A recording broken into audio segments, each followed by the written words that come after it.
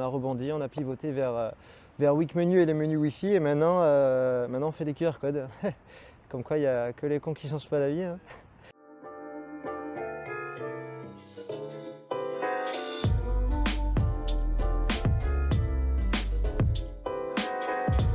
Salut, moi c'est Arnaud, j'ai 26 ans et ça fait maintenant 3 ans que j'ai monté mon entreprise avec Charles et Patrick et récemment avec Adèle qui nous a rejoint en tant que late founder.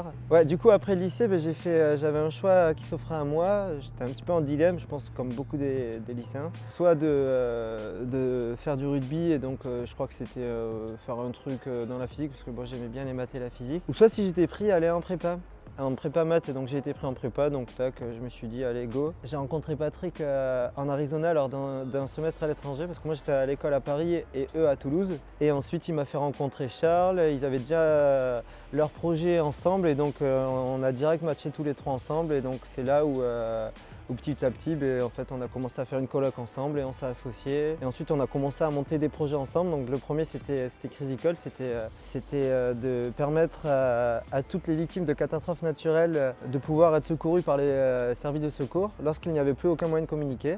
Et petit à petit, voilà, de fil en aiguille, fort de nos apprentissages, on a rebondi, on a pivoté vers Wikmenu et les menus Wi-Fi. Et maintenant on fait des QR codes. Comme quoi, il n'y a que les cons qui ne changent pas la vie, hein.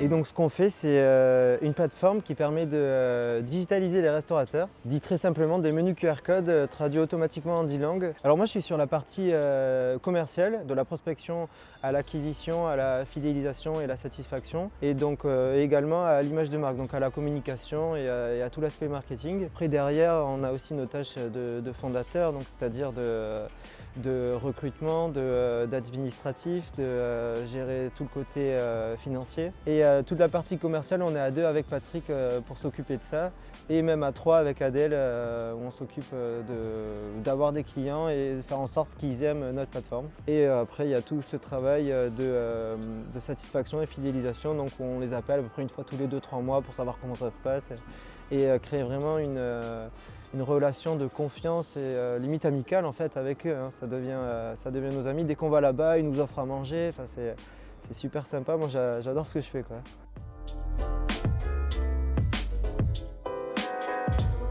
Du coup, journée type, réveil à 9 h avec l'équipe, qui dure à peu près un quart d'heure et on se dit un petit peu les objectifs et les tâches à faire dans la journée vu qu'on travaille pas mal en remote. Ensuite, moi je gère tous mes mails et les leads entrants, donc c'est-à-dire les soumissions de formulaires.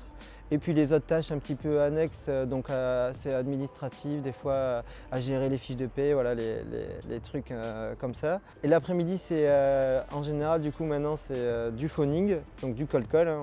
On appelle sur des listes obtenues via Google, via les fiches Google. On appelle, on essaye d'obtenir un rendez-vous. Et ensuite on switch, on fait à peu près 1 ou 2 rendez-vous par jour. Des fois il y a des journées où on n'a pas de rendez-vous, on fait du coup que du phoning et de la gestion des anciens leads, donc des envois d'emails, des relances. Et il y a des fois on switch avec pas mal de rendez-vous et d'installations et donc on essaye de se répartir. Voilà, moi en général j'essaye de prendre full mes rendez-vous mardi pour le mardi faire que rendez-vous installation. L'important c'est vraiment d'avoir un rendez-vous et en général quand on a un rendez-vous on convertit à 80-90% en client derrière. Donc c'est hyper important d'aller au rendez-vous et à la fin de l'appel de vraiment avoir une bonne expérience avec le client parce que les appels à froid des fois ça peut saouler. Nous on essaye vraiment de ne pas saouler les gens, d'être vraiment dans un esprit de les aider. Que ce qu'on fait c'est vraiment une solution qui va vraiment les aider à remplir leur restaurant. Et donc c'est comme ça qu'on leur parle au téléphone et ça ils le ressentent et ça fait qu'on crée assez un bon lien, quoi.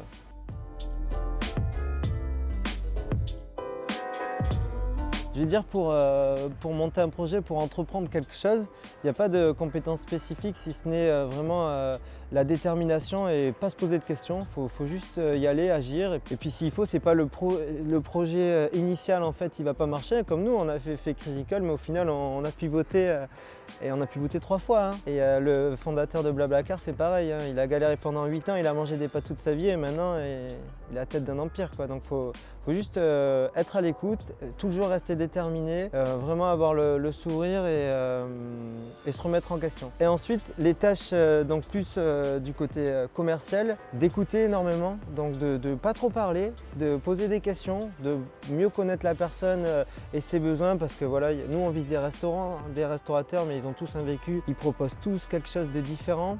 Donc il faut vraiment écouter, savoir un petit peu ce qu'ils ont vécu, leurs besoins, pour après avoir un discours beaucoup plus adapté à eux. Donc vraiment de très grandes oreilles, une petite bouche au début. Et les qualités requises, c'est d'être très dynamique, quoi. Avoir pas mal d'énergie et savoir vite rebondir. Et avoir confiance en soi, parce que faut quand même, on vend un produit, donc on se vend un peu nous-mêmes. La personne, quand on achète quelque chose, quand on prend quelque chose, quand on est convaincu que ce produit-là, il va avoir une valeur ajoutée, c'est qu'on a confiance. Et donc le commercial, il faut qu'il donne cette confiance.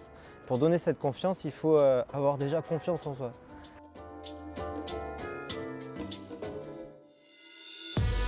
On se dit qu'on a l'idée du siècle et on a trop peur qu'on se la fasse piquer, donc on ne va pas en parler.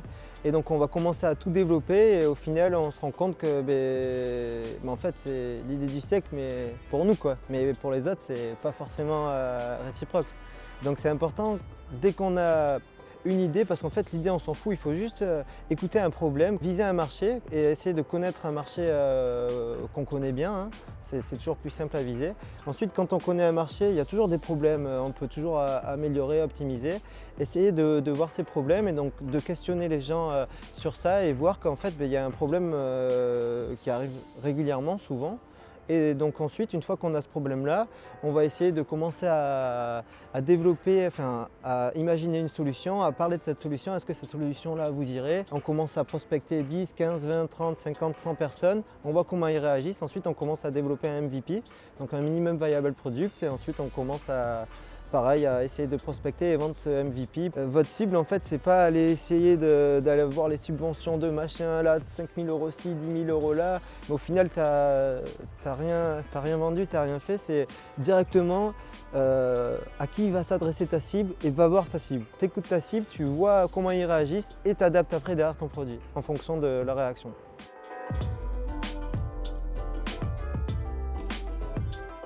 Le salaire quand on débute dans l'entrepreneuriat, c'est que tu débutes, t'as rien. On a fait le choix en fait de plutôt recruter que de se payer. Donc pour l'instant, c'est l'État, hein, celui qui paye le plus les entrepreneurs, hein. Donc on est au RSA pour l'instant.